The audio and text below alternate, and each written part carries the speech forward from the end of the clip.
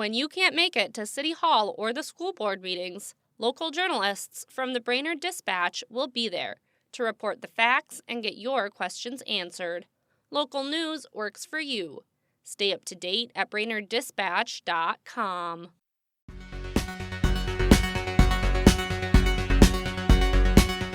Good morning, Brainerd Lakes area. It's Monday, December 22nd. I'm Teresa Burke with your Brainerd Dispatch Minute, the weekday podcast of the Brainerd Dispatch, brought to you by Rayboyne & Francis Law Firm, catching you up on the news of the Brainerd Lakes area. Here are today's top local headlines. But first, let's hear from our sponsor. Remember just two things. Rayboyne & Francis, good.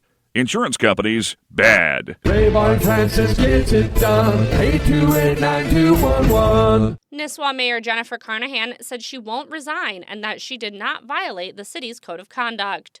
3 city council members, however, still took action to move forward with censure, a vote of no confidence, and for Carnahan's removal from 2 city committees. This came after discussion before a standing room only crowd that spilled into the hallway at City Hall during a regular meeting last Tuesday. Councilmember Jesse Zahn asked the city attorney to prepare a resolution for the vote of no confidence, vote of censure, and to remove Carnahan from the liquor and personnel committees. Those measures are expected to come before the council in January.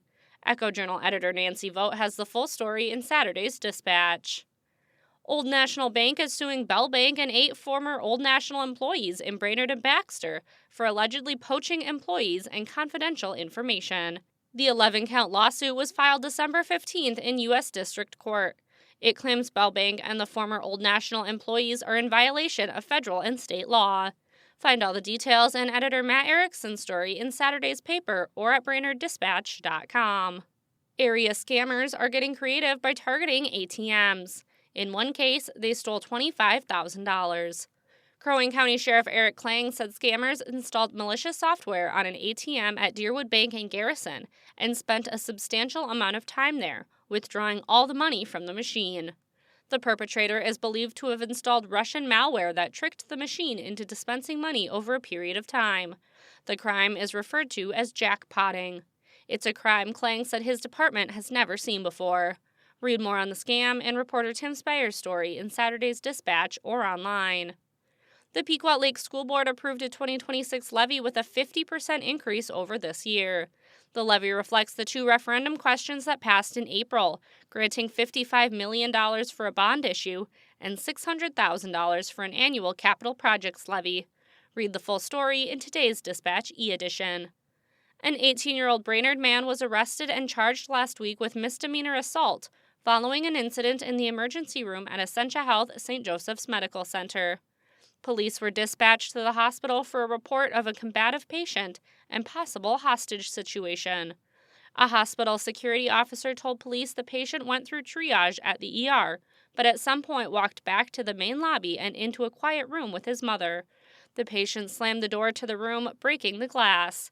He was then seen holding a shard of glass in one hand and his mother's arm in the other. Hospital staff were able to restrain the patient and take away the shard of glass. He was then arrested and transported to the Crow Wing County Jail. From former Dispatch publisher Terry McCullough's column, This Was Brainerd, Exploring the Dispatch Archives, here's today's tidbit of local history, brought to you by Mills Automotive Group.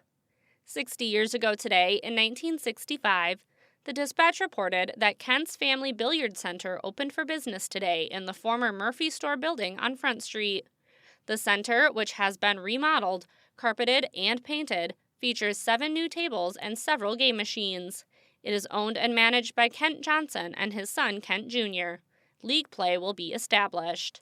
For a daily dose of This Was Brainerd, visit BrainerdDispatch.com or find McCullough's column in the newspaper or e-edition. Now here's today's Lakes area forecast, brought to you by JN Tree Service and Landscaping. Storm Tracker. Happy Monday, Brainerd Lakes. Cloudy skies today with a high around 35 degrees, so mild weather and light winds. Enjoy it. Overnight tonight down to around 22 degrees. Then for your Tuesday, a little cooler with a few flurries overnight and into Tuesday morning, but overall, mostly just the cold front dropping temperatures to around 25. Back up to near freezing on Wednesday with some morning clouds giving way to some afternoon sunshine for Christmas Eve day. Christmas Day itself, cloudy skies up to 35. Slight chance of a little bit of drizzle or maybe even a flurry depending on the time of day. And then on Friday, back to 32 degrees with mostly cloudy skies. I'm Storm Tracker meteorologist Jesse Ritkup. Thanks to Mills Automotive Group, Rayboyne and Francis Law Firm, and JN Tree Service and Landscaping for their support. And thank you for listening to the Brainerd Dispatch Minute.